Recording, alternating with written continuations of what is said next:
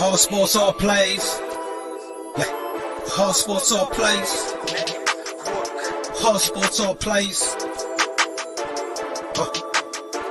365, we making a plays. You talking the game, get you through the days. We're high in the court, the dime in the lane. Variety topics living the same. All presentation, sports information. In the airways, taking the nation. All sport, all plays. They working your faces. Grace up the field, so tie the laces. All sports, all plays. Network. All sports, all plays. Network. We on top of our game. All sports, all plays. All sports, all plays.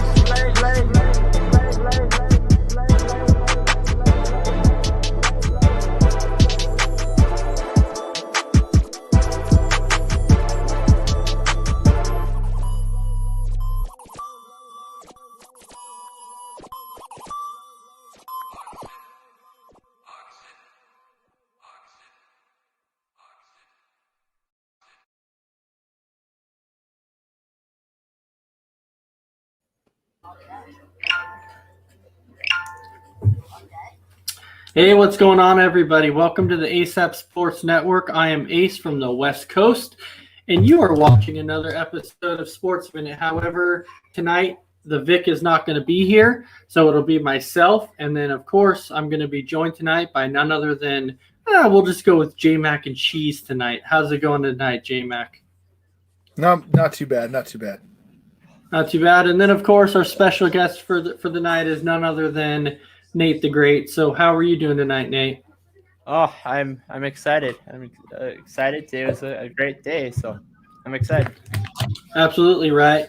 Well, before we go ahead and get into our topics, we do have to do that little bit of housekeeping that we have to do. So, of course, our first topic of the night, not our first topic, but our first little bit of housekeeping is Suzanne's Paparazzi Jewelry. So, Nate, if you can go ahead and pull that up.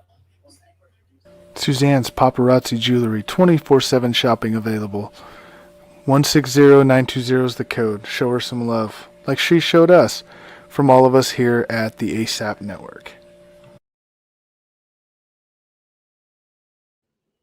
All right, Nate, and then if you could please go ahead and pull up that little bit of Misty Meadows. Go ahead and pull up that Misty Meadows.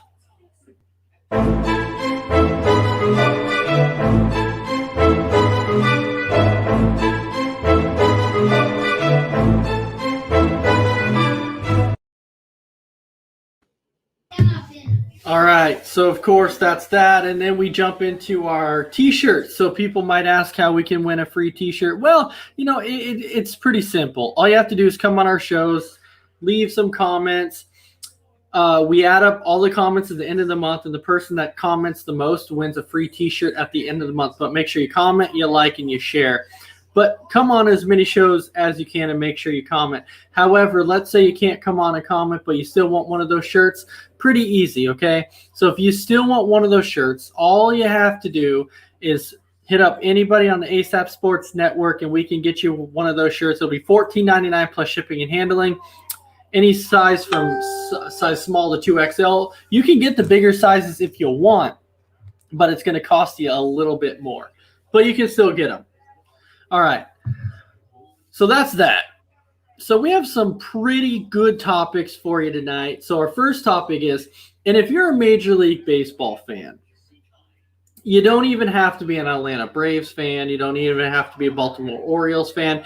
And this is why I'm saying that, because as we saw, Nick Marchakis is officially retiring from MLB after 15 seasons. We know the career he's had with the Braves, and he was good with the Orioles. He did not quite have as much power with the Atlanta Braves after he had that surgery on his shoulder. His power numbers went down, but he was still an absolute doubles machine. Double after double, had over 500 career doubles. But the reason why we're talking about this anyways is, and so J-Mac, I'll go ahead and I'll start with you. Do you feel like Nick Marchakis should be a Hall of Famer? You're on mute, by the way. My bad. Sorry. You're good. No. And as much as I love the guy, and as much as great things as he's done for the Atlanta Braves, and opting out, then opting back in, coming back and winning some games for us. He didn't play well in the playoffs. I know that doesn't judge a guy's Hall of Fame career or not, but he just, to me, he's in the Hall of the very good. Like, he's right there, close to being a Hall of Famer, but doesn't quite make it. So I think the one thing that Nick Marchakis has going for him when you talk about it is we know that a general average, a batting average, you want to be about 275. That's about the norm for a batting average. That's what they say you should be at. Nick Marchakis has a career batting average of 288. So he's above the norm on that. But when you look at his overall career hits, he's got over 2,300. That's still 700 hits that he would have to go to get to 3,000. And I know a lot of times once you get to that 3,000 mark, then people go, yeah, you're a Hall of Famer. Now he's got over 500 career doubles, which everybody calls Nick Marchakis a doubles machine. That's what they call him. He is a 3-time gold glover also. He has won a Silver Slugger award. But we saw that his arm wasn't the same later on in his career, especially after the surgery that he had. The power numbers were way down. So, J-Mac, you're still stuck on saying that, you know what, he was a good player, but he's just not Hall of Fame caliber. Yeah, I mean, and the doubles are there. He was a doubles machine, like we've already talked about. He had a great defense, the Gold Gloves, the Silver Slugger Award. All that's great. All the All-Star games. He played for an Orioles team for years, by the way, that sucked, and he was like the one bright spot on that team. I give him all that, but I think for me, if he had around 150 more hits and was sitting around 2,500. I would probably consider him, borderline Hall of Fame. He'd probably get enough votes eventually to get in, but I just don't think he's going to quite get there. I think he'll be one of those guys that's on the outside looking in, but a very, very solid career, and hats off to what he has done in his career. Well, so when you look at his career in general, since he played for 15 years, 9 of them were for Baltimore. Now, when he played in Baltimore, he averaged 10-plus home runs a season for 9 years. He didn't have under 10. Now, the problem is he comes to Atlanta. He plays for 6 years in Atlanta, has decent seasons, but had 2 seasons of over 10 home runs. So you could see how clearly the surgery on his shoulder clearly affected him. Now, had he not had the surgery on his shoulder and the power could have been there, I think he might have been able to make it in the Hall of Fame. But when you look at Marchakis right now, he's got a total of 189 career home runs. The problem is that we know the type of league that we're in now. Everybody's all about power numbers. How many home runs do you have? Nobody cares about how many hits you have. Nobody cares about how many doubles. Nobody cares about what your average is. They don't care about triples. They want to know how many home runs and how many RBIs do you have. So yeah, again though, I think he could have got around that if, say, he had 2,500 hits and 350 home runs with a 288 career batting average. He probably would be considered one of those guys that's borderline Hall of Fame. But I think he fell a little short. 189 home runs isn't going to cut it, and 2,350 hits isn't going to cut it either. No, it's not. But what I'm saying, though, is it's definitely a different era now. It's a complete different era. And so people right now don't even really care about what your batting average is. All they care about is how many home runs can you hit us? How many home runs can you get?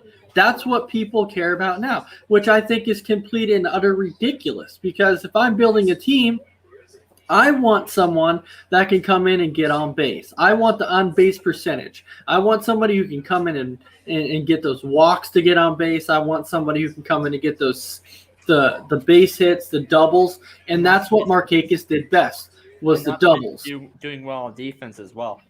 Well, yes, absolutely. Defense is a big one, especially the Gold Gloves. Everybody wants those Gold Gloves. That's what people care about too. But this is how far we've gone back. And you can look at Marcelo Ozuna, right? So look at him. What does Marcelo Ozuna do best? He hits home runs. That's about what he does best. He is a defensive liability. But people are still like, oh, Marcelo Ozuna, we need him. I'm a huge Atlanta Braves fan, okay? And I'm looking at Marcelo Ozuna going, you know what? He was a good signing. Maybe that's what we needed to put behind Freddie Freeman. Okay? He hits home runs. Does he get on base a lot? Is his average going to be high? No. But that's not what people care about anymore. And on the defensive side, that's a huge liability. But at that point, you're hoping as a fan, maybe his bat will make up for the defensive side of the ball. And that's a clear thing. So, Nate, we've heard from J-Mac saying, no, Marchakis is not a Hall of Famer. But tell me, what do you think? Is Nick Marchakis a Hall of Famer, or even should he be a Hall of Famer? He's close, but I'm going to say no. I'm going to agree with J-Mac on this. You know, I actually saw Brandon Herrera's comment. He says he's not no to Hall of Famer, but he might get last on the ballot. I don't know. I don't know on this on that one. I would say you probably get I would go 2,400 to 2,500, somewhere around there to get on the ballot. Yeah, I don't even know if he'll make the ballot, which to me is I mean, it's sad. It really is sad because we understand how good of a player he actually was. But J-Mac, going back to you for a second, do you even think that Marchakis at least makes it on a ballot? Oh, no. I mean, I have to go with no. I don't think he does. I think he'll fall just short. I think they'll look at it, and they'll look at the guys, the era he played in. Yeah, they'll look at the power numbers, they'll look at the era he played in, and they'll realize, the doubles and how good he was defensively. That'll get him some votes, but I think he'll fall just short of that number. So when you look at RBIs over time, he had 1,046 RBIs in his career. Now, Brandon Herrera, his comment is saying that the average Hall of Fame player has an average of 302, 226 home runs, 1,231 ribbies, and an on-base percentage of 376. So when you actually break down Marchakis' career numbers, he's got an on-base percentage of 357. His average is 288.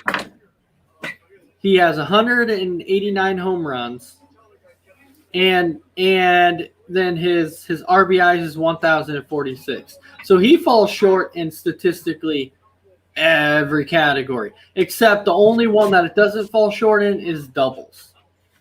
Does he have enough doubles to make up for it? No. If he was top 10 in doubles, then I would say possibly, but he's not. He's top 20 in doubles, but he's not top 10. So as much as I like the guy, as much as he was a solid outfielder in his career, I don't quite think he makes it. I don't either. Again, I think if 2,500 hits, maybe a little closer to 300 batting average, we're probably having a different conversation, I think. Do you agree on that, Nate, by the way? If he's a little closer to 300 and 2,500 hits, we're probably eventually putting him in the Hall of Fame. Yeah, somewhere around there. It would be a different conversation. Well, so he's got 514 career doubles. And you know what, Tim? Really? You have to do that crap. Oh, my gosh. Why do you have to do that crap? You come on here, you start talking crap like that. Tell me, what has your Panthers done? They've done absolutely nothing. They were going to trade their best player and Christian McCaffrey to get Deshaun Watson at quarterback. Are you kidding? We don't even need to take this to the NFL. All we need to do is remember that Tim Fielder is a Seattle Mariners fan, and that the Seattle Mariners are the only team that's never made the World Series. And by the way, the thing that I have to say about his comment is that he's only beaten my Denver Broncos one time. Carolina has. Yep. But again, he's a Seattle Mariners fan, and they've never Yeah. made the World Series. So that's enough said. Like that's all we got to say. Right. At least the three of us on the screen, our team has been there at least once. Yeah, our team's been there. Have 4 rings. We have 4 freaking rings. So there you go. Congratulations on that one. All right. So we all have already said that we all agree Nick Marchakis is not going to be a Hall of Famer. He's probably not going to make the ballot. So now we're going to jump into our second topic, which is actually now to the NFL. So we can actually transition to that now that Tim decided to talk about NFL. So our next question is, with this new passing league that we have, it's so built on passing yards, passing touchdowns. It's the era of the quarterback. That's what it is. So with this, does defense still win you championships? And you know what's funny? Tim is actually just left a comment to a J-Mac. I don't know if you saw that, but it says top 10 pick annually. Absolutely. That's what Carolina Panthers are known for. They're known for a top 10 pick. Yeah. Well, I believe the question was, does defense still win championships? Yes. It does. The last Super Bowl is prevalent of that. Did Tom Brady play the greatest game in the history of Tom Brady's career? Not even close. Not even close. That defense was all over Mahomes all day. The defense won that game. Brady put up the points, sure, I understand that. And even, let's go back to the NFC Championship game. Brady played horrible. He had a terrible game. You had 3 turnovers of Brady in the third and fourth quarters, and you scored 6 points off those turnovers. Mm-hmm. That's why they lost that game, is because the defense of the Buccaneers was able to hold them to 6 points on 3 turnovers. That's why they lost the championship. That's why the Buccaneers won the Super Bowl. It wasn't Brady. It was the defense. So defense still wins championships, and they're always going to win championships. Well, hold on, because we're sitting here saying, and I'm not saying that defense can't win championships, because obviously they do. We've seen it, but it doesn't happen every single year, because we're not talking about this year, but if you jump back to last year when the Chiefs beat the 49ers, the Chiefs defense was not that good, and everybody knew they were not that good. Their defense throughout that whole year wasn't good. Their defense happened to step up a little bit throughout the playoffs, but you have to think a lot of that was offense. You look back. I still won't give up my stance. I mean, defense still wins championships. Trust me, I agree. I agree with that. Defense does win championships. But Nate, your opinion on this? What do you think? It depends on the year. Some years, yes. But it depends on the year. You look back at 2017, the 2 best defenses, the Baltimore Ravens and the Chicago Bears, both of them got eliminated in the wild card game. So, I mean, it honestly depends on the year. But you also look back at the Rams-Patriots Super Bowl. It was a low-scoring, highly defensive game. Defense. So it honestly depends on the year. Well, you have to have balance, though. I'm not saying that you can go out there. I'm not saying you can go out and have the number one. Let's take Chicago, for instance. Chicago always has a great defense. Mm-hmm. What is their problem? What's Chicago's consistent problem? Is offense. Always has been. That's always been their handicap. Is the fact that they have the wrong quarterback. They'll have the wrong system in place. They'll have the wrong scheme. You have to be balanced. I mean, your offense has to be able to score, because if you don't score points, you don't win.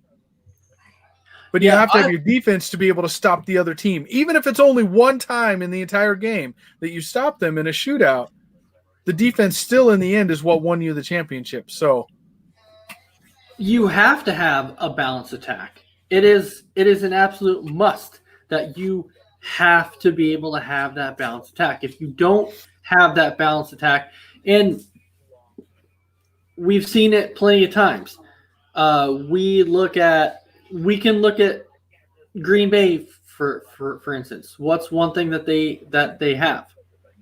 They have a great offense. They struggle on defense. You're not wrong. Again, the NFC Championship is a perfect example of what I'm talking about. The Buccaneers defense won that game. But their offense, even though Brady played terrible, their offense was still good enough to put up points. Even if it wasn't throwing the ball, even if it was just running the ball. That's what I'm saying, is that you do have to have something on offense to be able to score. When you have an offense that can't score, they score 6 points on 3 turnovers in the third and fourth quarter, you're doomed not to win. All right, so especially if you don't have the top defense in the NFL. Yeah, and I do need to answer this question that Randy Cox is coming out and asking and saying, although I don't know how the Packers win with the bad with the bad defense. It's called now, and I think it's a serious question because what it is, it's called an opportunistic defense. That's what it is. We've always had this kind of what's called a bend but not break defense. We tend to get the stops when we have to in the regular season and maybe in the wild card and the divisional round. We find ways to get the stops when we need it. But then what ends up happening is we go to the NFC Championship and then we end up playing maybe a top 3 defense in the NFL. And then our offense, we can put up enough points, but the problem is that our defense is not good enough to slow them down. That is a big problem. And we have another person on here and I think I'm going to butcher this name, and I'm sorry if I butchered this name, but Faladio Ramahadi. And it says, hi. I think that's pretty close. I think that's closer than I would have got, especially on the first name. So if I butchered your name, I apologize. But hey, how's it going? And I hope you're enjoying our show. Welcome to Sportsminute. All right, so going back to that for a second, though, is that when we look at defenses, and statistically, it's just like Tim Fielder said. You can go back to that Denver versus Carolina Super Bowl. I mean, obviously, that Denver defense absolutely carried Peyton Manning in that Super Bowl. Absolutely. Everybody knew that. Carolina couldn't do anything against that defense. They couldn't do nothing. Okay, but let's look at history then with Denver, because Denver's always carried – the defense has always won Super Bowls. You really think it was the offense that won the Super Bowl against it was Super Bowl 33 against Green Bay? No, the defense made stops at the end, and then John Elway made the helicopter play that put him in the end zone and won for this. So, again, the balanced attack. The defense played great. The offense played good enough to win. And then the next year, they relied on Terrell Davis to win that championship, which was a running game. And, again, not John Elway, a running game and a defense. So, there's teams that have done this purely on defense and a running game before. And Denver, we've seen it 3 times. And you look back at the going back to the Carolina game, Denver is the only team to win a Super Bowl and not score a touchdown until late in the fourth quarter. Well, but offensively is what he meant. Yeah, but look at New England. Yeah. Oh, that's true. Yeah, New England did that same thing with the Rams. It was 3-0 going into the fourth quarter. So we've seen all this stuff before. We have seen it all. But now we can even stay on the NFL side now, because since we're talking about defense wins championships. But we know that offense means a lot because you have to have that balanced attack. So, hold on. Before we get to that topic, we have another person that joined, and it's just John D33 saying what's up. So I'm going to go ahead and say, well, what's up to you too. But anyways, so going to our third topic now, which our next topic is, let's say you guys are NFL GMs. And you're doing a fantasy draft. You're basically starting from scratch. And it's up to you to start drafting your team. So, J-Mac, I'll go ahead and start with you. What position are you going to go ahead and start with? Well, I'll tell you that I would look very hard at my offensive line, and whatever position on my offensive line is the worst is what I would draft first. So I can't. I mean, I guess if I'm picking first overall in a fantasy draft, I'm taking a left tackle. Whatever the best left tackle is in the game, that's who I'm taking. Because if you don't have an offensive line, you got nothing. And we've seen that over and over and over again. The one consistent in the NFL is you have to have an offensive line to be able to play well. We see it every year in Seattle. Every year, Russell Wilson running for his life and making plays that, hey, Marty Joins, what's up, man? Intercept your lunch, Marty Joins. Yeah, we do have another comment just above this. Hold on one second. They're asking if we talk baseball, and we do. We actually had a topic on baseball. We might touch on a little bit more baseball at the end of the show, so stick around, and we'll see that. Now, Randy Cox is coming out saying, and this is why Randy Cox comes up with these same delusional takes that we always often talk about Freddie Henderson about, to where Randy Cox is coming out saying, you know what, I'm going to take a running back first. What? You're going to take a running back first? Hold on. To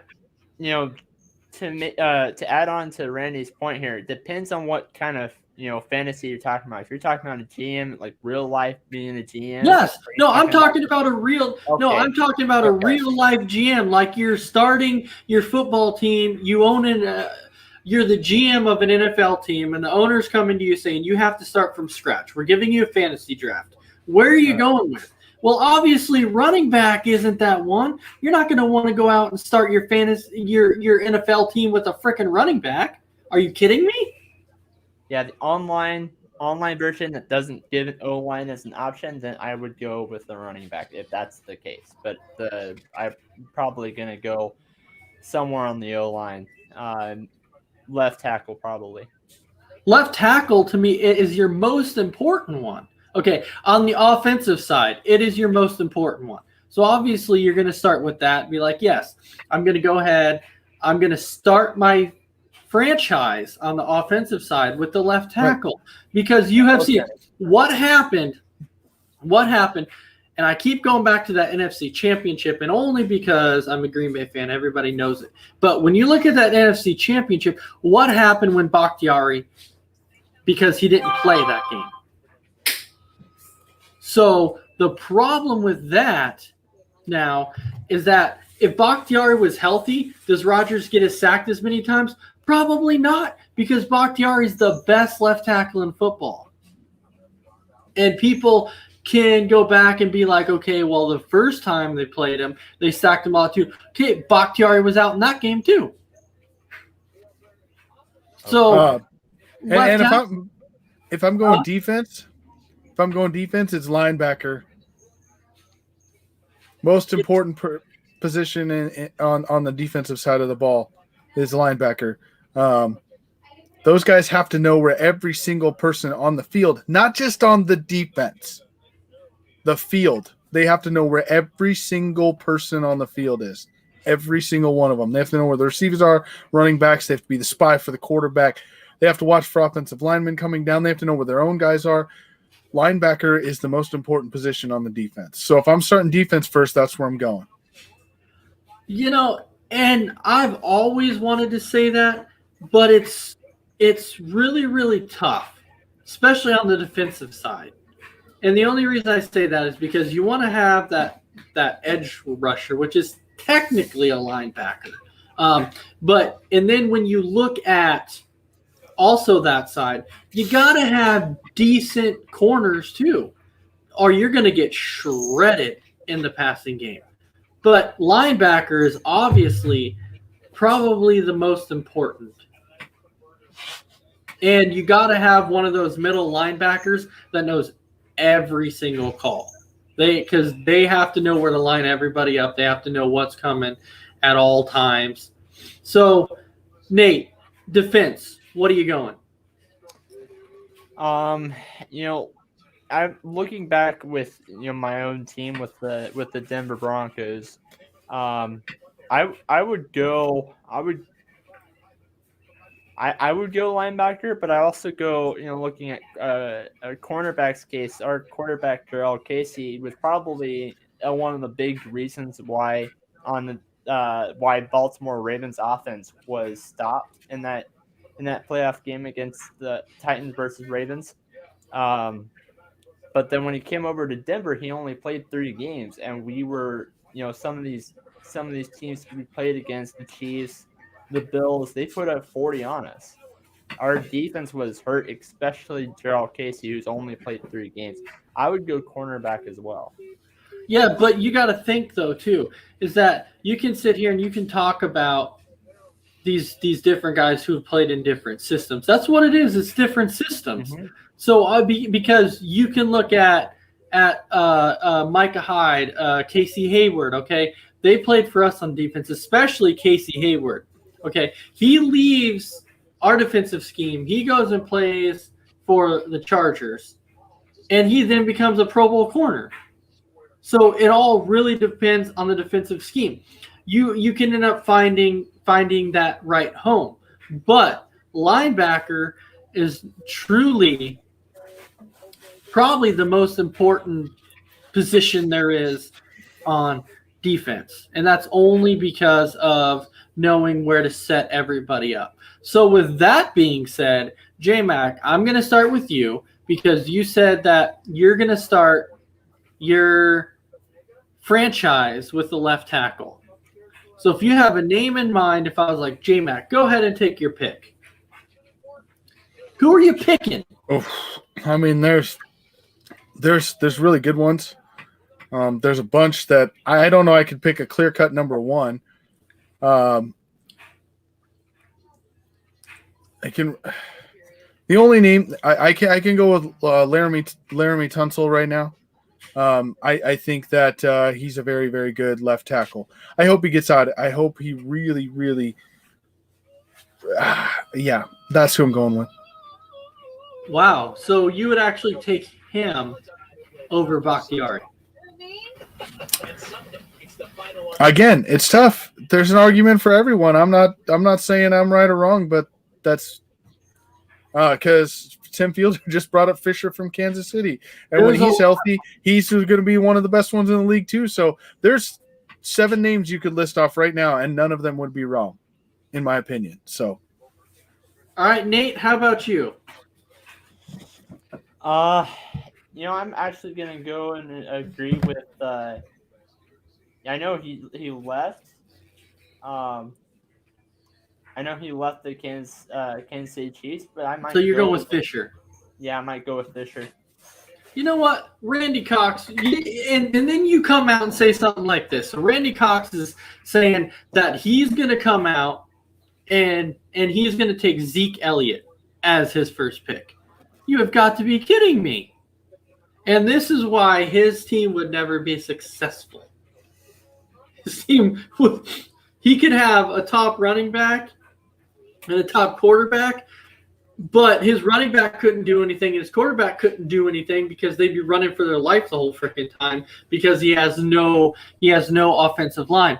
And I really, really think it's funny when people come out and start talking about how, yeah, if they're doing a fantasy draft or a franchise draft, let's just say, that they come out and say that they're instantly going with a quarterback. And I'm like, okay, that's great. It's good to have an elite quarterback, but how are you gonna win a Super Bowl without having a great offensive line to protect your quarterback? Is he going to be able to stay healthy enough? Because you can look at Seattle and look at Russell Wilson. Russell Wilson is an elite quarterback, but now you see the frustration level it is with Russell Wilson. He'll stay in Seattle. But there you go. We should do an NFL GM game and give Randy Cox a kick. Absolutely, because that would be one of the most ridiculous things. I would do that in a heartbeat because I would have no worries about taking on his team. By the way, just to catch it up real quick, Marty Joins also said Trent Williams. That's one of the 7 you could have said that I wouldn't argue with, for sure. Brandon Herrera said Ronnie Stanley. I'm not quite sure about that one. I don't think that would have been in one of my 7, but again, that's his opinion. But yeah, Trent Williams is another one of those guys that I don't think that's wrong. So again, there's like 7 guys. I think there's 7 guys at every position that you could. What was that? Can I say something on this comment real quick after you finish with your statement? Yeah. The Zeke one, or is it Zeke or what? The Zeke comment, yeah. Okay. Yeah. Let me just finish real quick. I'll just say that I think there's 7 guys at any position in the league that you could argue would be the number 1 pick for that position, and I don't think you're wrong with any of the 7.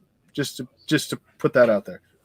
Well, I think the only one that you might kind of really have to think about for a top 7 is probably punter.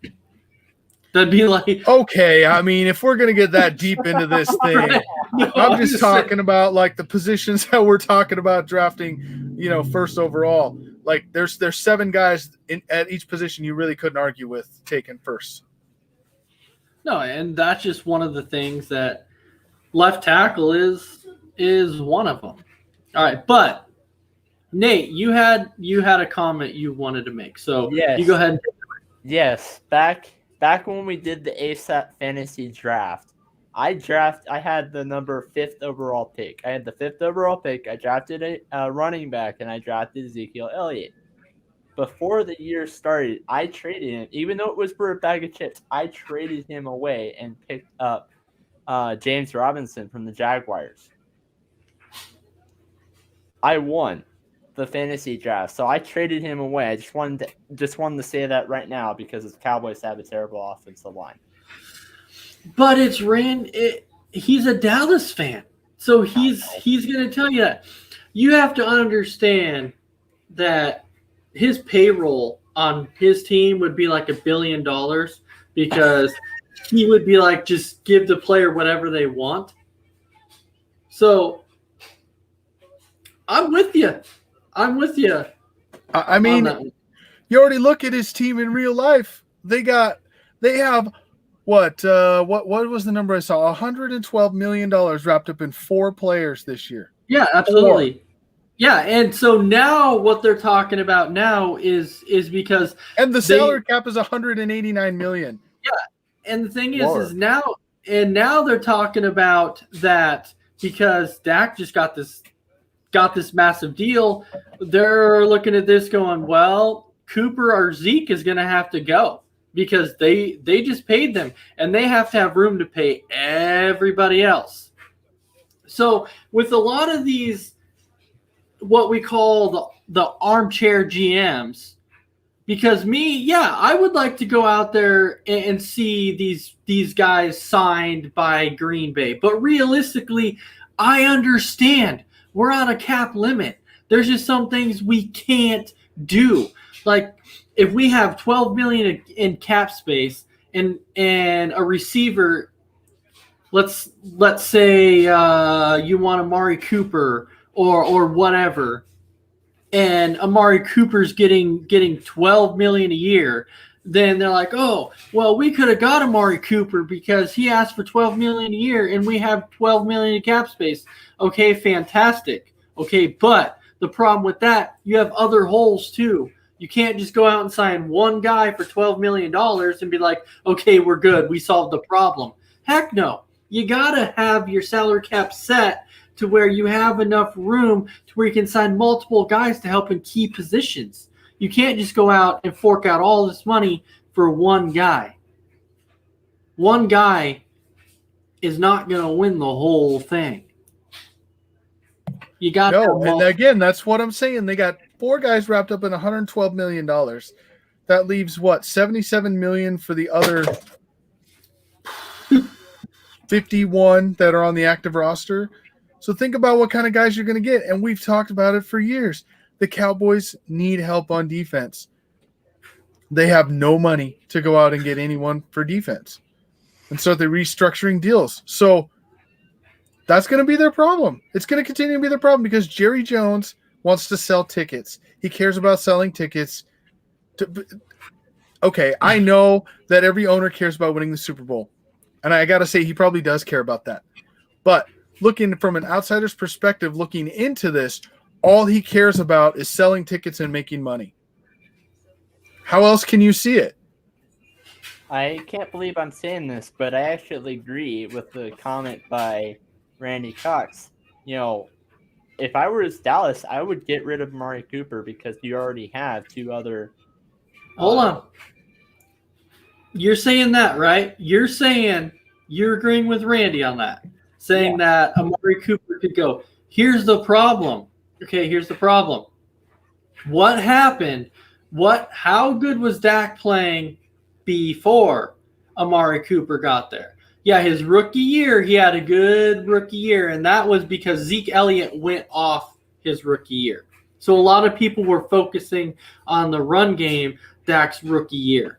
But the problem is, you look at his second year, he was not throwing the ball well that second year until he got Amari Cooper. I mean, you got to have somebody to throw the ball to. That's true. But you also, I don't know why I'm blanking on his name, but you also drafted a receiver last year. Are you talking about CeeDee Lamb? CeeDee Lamb. You also Cowboys also drafted CeeDee Lamb last year. They have CeeDee Lamb. They have Michael Gallup. They have Amari Cooper. The problem is, though, is that Zeke Elliott last year, he was just average. That's what he was. And he had a big fumbling issue last year. That was a huge problem for Zeke. And so if I were to see anybody go, it would be Zeke, because they have a Tony Pollard behind him that showed when Zeke was out, Tony Pollard stepped in and did a good job. Well, to speak a little more on that being average, I mean, we talk about 1,000 yards and how that's the goal for every running back every year. If you're a starting running back, you should get 1,000 yards. You guys realize that's only 67 yards a game through a whole season that you have to get as a running back. I'm not saying 67 yards is easy to get and I could go out there and do it, but I'm just saying 67 yards really isn't that great. It's not an overwhelming number every single game to go out and get if you're an NFL running back. So when is that going to be like, oh, no, we should be 1,500 yards should be a great year. 1,200, 1,500. I have to make it more because 1,000 yards, what was there, 11, 12 guys that ran for 1,000 yards last year? Again, that's only 67 yards a game. So it's not as great as it used to be running for 1,000 yards in a season. And here we go again. Another comment from a Dallas fan, Randy Cox comment. It'll be better this next year. How many times do we hear that year in and year out? Well, I think we've been hearing it for 25 years now, maybe 26. Yeah, they come out and instantly say, this is our year, this is our year, this is our year. Why? I mean, why? At what point do you be like, okay, it's not our year? And I completely understand that it's okay to be confident in your team. But let me ask you this. If you're a Jaguars fan and if you're a Jets fan, that your team is completely and utter garbage, and you're somebody that you want to be confident, are you really going to come out as a Jaguars fan and be like, yep, this is our year. We're coming out. We're winning the Super Bowl? No, but I think you can come out and be like, let's just be better than last year. I mean, it's kind of like it's like being, like living our lives every day. We just strive to be better than we were yesterday. So I think it'd be a lot different if the Cowboy fans were like, oh, we won 6 games last year or whatever it was, 5. I don't know, whatever it was. Anyway, so this year, let's be happy if we win 8. Exactly. And I would be okay with that too. But it's when you look at Jacksonville, especially their team, there's no way, and I mean no way, that they can do any worse than what they did this year. You go 1-15. Okay, but the funny thing about that is you remember when the Cleveland Browns went I was about to say that. And then everybody was like, "Oh, there's no way that they can do any worse." And then they come out the next year and they go 0-16, and you're like, "Okay, I lied. I guess you can do worse." But the problem is that I think Jacksonville's going to get Trevor Lawrence, which has been the highest rated draft prospect in a long, long time since Andrew Luck. But the Cleveland Browns drafted DeShone Kizer. So yeah, there's a big difference between Trevor Lawrence and DeShone Kizer. I think Trevor Lawrence can win you at least 2 to 3 games by himself. So I think Jacksonville and don't forget you got a running back last year as a rookie that James Robinson, almost won Rookie of the Year because of the numbers he put up. So you pair him with a good quarterback, you get even a patchwork offensive line. I'm not talking about great guys, but solid guys in the offensive line. And you got 2 receivers, which probably a number 2 on any other team. I get that. But still 2 guys that are number 2s on any other team. That's a good situation for some teams. And so it can be a lot better next year in Jacksonville. I'm not coming out here and telling you they're going to win the division. Please don't take that this way. But I'm just saying they're going to be competitive in some games. They might actually come out and win 5, 6, 7 games next year. No, because I'll tell you what, I've learned my lesson on that one. Because, J-Mac, if you remember, for several years in a row, we've always said, yep, Jacksonville's going to come out and do so good. They're going to win the division. And we've said it. We said it like 5 or 6 years in a row, just saying, yep, this is Jacksonville. This is Jacksonville.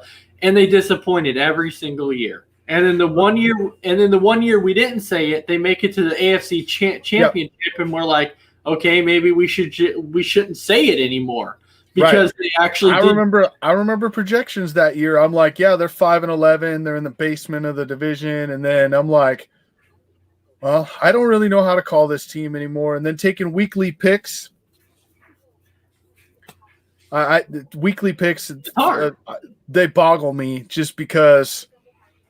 I mean, I believe it was not this last year because they were 1-15. It was easy to pick against them this year, but the year before they were 6-10 or 7-9, something like that. But it seemed like the weeks that I picked them, I was wrong, and the weeks I didn't. I mean, I was wrong every week.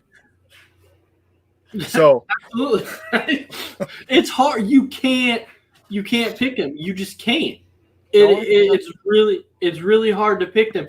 And think about the Jacksonville team years and years and years ago. Okay, Blake Bortles had his best season when he threw like 35 touchdowns that season, and his receivers were Allen Robinson and Allen Hurns. Okay, Allen Hurns had that one good season to where everyone's like, okay, Allen Hurns might be a good receiver. He had one good season, and then he goes to Dallas, and he like completely just disappeared. He's not even in the NFL anymore. But Allen Robinson is still that same guy. Allen Robinson is still a good receiver. They let him go.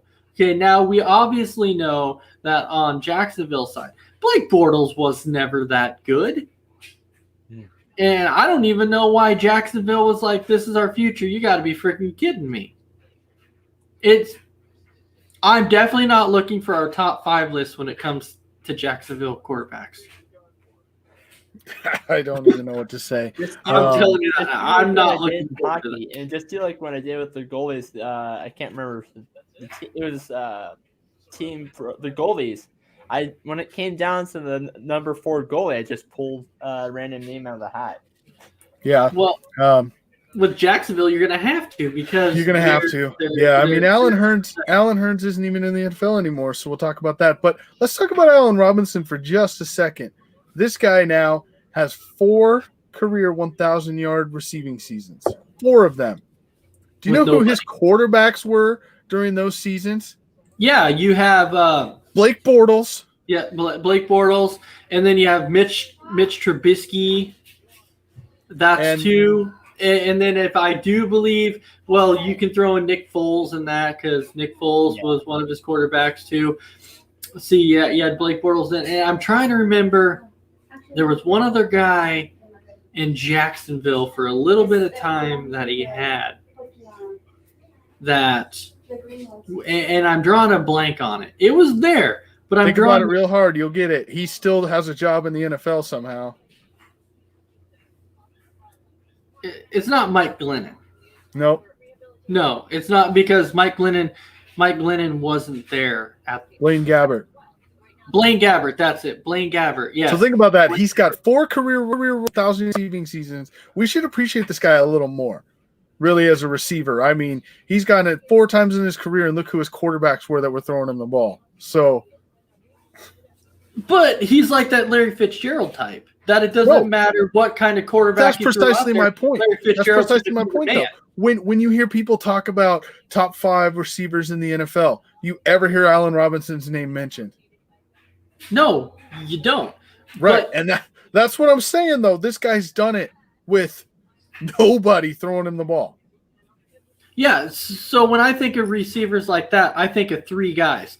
And I understand that nuke, which is DeAndre Hopkins, I understand that he had Watson for a certain amount of time in his career. But before Watson got there, he didn't have a good quarterback, and he was still probably the best receiver in the NFL, putting up ridiculous numbers with absolutely trash at quarterback.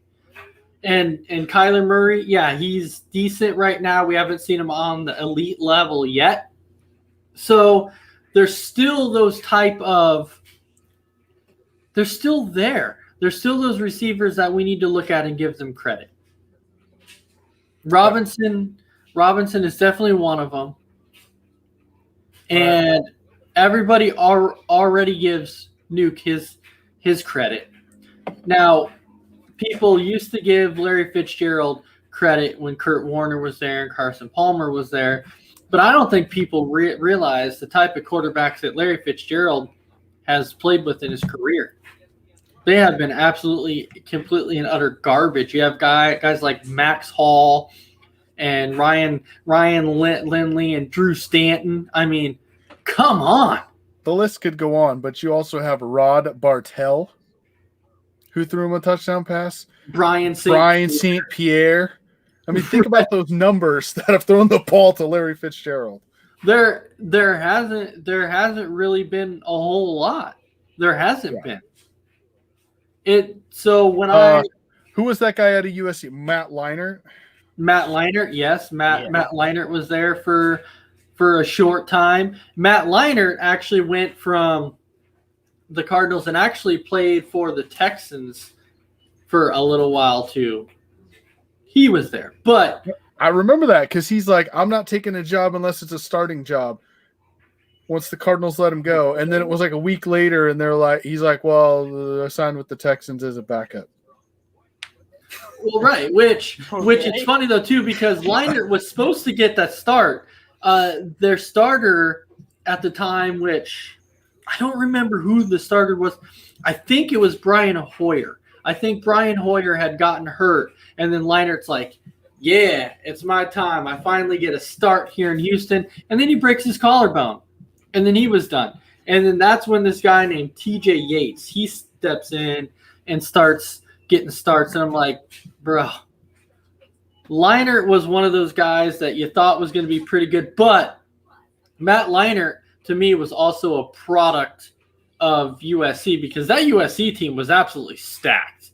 They had so much talent on that team that everyone's like, Leinart's that good. I don't think Leinart was that good. It was a product of that of USC team. That's how good that team was. They had a Reggie Bush and a Lindell White. I mean, just loaded from top to bottom. It's kind of like talking about Ohio State quarterbacks in the NFL. They don't pan out. Nope. But is it going to be different with Justin Fields? Nope. Well, hold on. I don't want to come out and immediately say no. I want to give him a chance first before I say it's not going to work like every other Ohio State quarterback. I don't want to say that. I just want to say. Well, I feel like if you have a goal, you might not reach it. So if you don't set a goal, then and you overachieve, there you go. It feels phenomenal. But all right, so before we call it a show, we're gonna just go around a little bit here, and I'll throw you out some team names. And you tell me what your expectations are, knowing right now, just currently, the state of the team. What would your expectations be? And of course, I'm going to start with one that has already made a trade. So I'm going to go ahead and I'm going to start with the Detroit Lions. J-Mac, what should their expectations be going into this season? Why do you ask me about the Detroit Lions, man? Because I have to. You're talking about a team that has won one playoff game since 1957. Remember, we were doing debates and we debated, and they asked what the worst franchise in all of the 4 major sports was. I said the Detroit Lions, and I meant every single word of that. They're so bad, and they get worse every year somehow. I don't understand. They are not going to do anything this year. They had Jared Goff as quarterback. Okay, so how many? Yeah, and they're not even tagging Kenny Galladay. They're letting him walk, which is their best receiver. Yeah, I know he's always hurt, but he's still their best receiver. But if you had to give him a win total, I'll get your win total before free agency and before the draft, and then I'll get your win total a little bit later again. But your win total as of right now, what would you say? How many wins? 4. 4. Okay, 0. 4. Nate, how many wins? I mean, 0. You don't have a wide receiver. You don't have a quarterback, so 0. They're not going to go 0-16, man. Okay, they're not going 0-16. Maybe 1. We play the NFC East this year. They're not going 0-16. Yeah. So true. Brandon Herrera is coming out saying that the Lions are going to be better than Denver. Why I didn't pull that up? And I'm like, no. Because what planet do you live on, Brandon? I think Denver's going to have a better defense. I think their defense is going to be decent. Detroit's not going to have a defense. They're not going to have an offense. So there's no way. They got rid of their best player in Stafford, and they went and got freaking Jared Goff. So I give the Lions anywhere from 3 to 4 wins tops. Okay, so now we're going to jump to a few other teams really quick before we call it a show. We're going to jump to the Jets. We know how bad they were. They went on that little winning streak at the end of the season last year. So, Nate, you get to start out with this one. How many wins are you giving the Jets? I'm going to have to look at their schedule again, but I might – it depends on what they how they address the offensive line. But as of right now, maybe 3 or 4. Still sticking there, okay? Yeah. Because currently they have Sam Darnold, but we don't know exactly what they're going to do with Sam Darnold. So, J-Mac, Jets. I'll give them 4 wins. All right. Last one. They beat the Cowboys last year, so. The last one. Very last one. Jacksonville Jaguars, 1-15 last year. They're probably going to draft Trevor Lawrence. So, J-Mac, I'm going to start with you. What do you think? 5. I don't want to overguess. So 5 wins. 5 wins. Okay, yep. Nate. I mean, they get Trevor Lawrence is probably be better than all the quarterbacks that they had last year. So. I don't think that automatically makes them 11-5, 10-win team. No. Let's not go that far. I know this might seem a stretch, but I'm going to go 7. Wow, that's I will say 6, I don't agree with that because I feel like that is a bit of a stretch. So right now, I'm going to say with Trevor Lawrence, I'll give him about 4 or 5 wins. They're going to make progress, but I don't think they're going to be quite there this year. But they are going to have more wins than last year. All right, so and Brandon's saying that they're going to be 500. So I guess, Nate, you're not too far off from Brandon. He says that they're going to be 8-8. That is crazy. Okay, anyways, now we're going to go, and I'm going to give you each 30 seconds to say whatever it is you got to say. So, J-Mac, you got 30 seconds. Go ahead and take it away. Your 30 seconds. What I'll say is tomorrow. Is it tomorrow. I believe tomorrow we're going to try to do the Four Bros radio show. We're going to do the video style. If we don't get to do it live, we have a pre-recorded one we'll put out for you tomorrow before Between the Ropes, catch Between the Ropes as well. All right, Nate, 30 seconds. So my 30 seconds, I'm actually going to end with a little bit of a hot take here.